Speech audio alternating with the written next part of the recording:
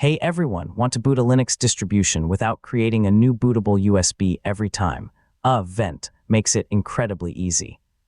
Simply copy your Linux ISO file to your Ventoy USB drive, and you'll be able to boot it whenever you need. In this full guide, I'll show you exactly how to boot Linux from Ventoy step by step. So let's get started. First, make sure Ventoy is already installed on your USB drive. Then copy the Linux ISO file you want to use directly onto the Ventoy storage partition.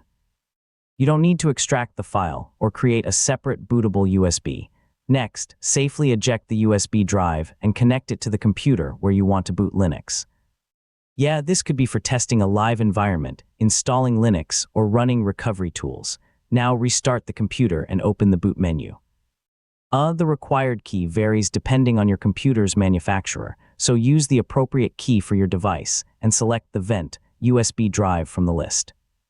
When the Ventoy menu appears, you'll see every supported ISO file stored on your USB drive. Use the keyboard to highlight the Linux distribution you want to boot, then press Enter.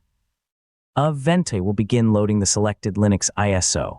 After the Linux boot menu appears, choose the option you want.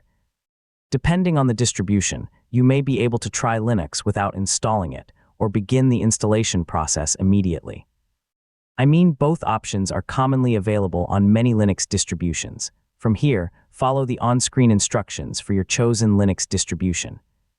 Whether you're installing the operating system or using the live session, Ventoy's job is complete once the ISO has booted successfully, and that's how to boot Linux from Vent.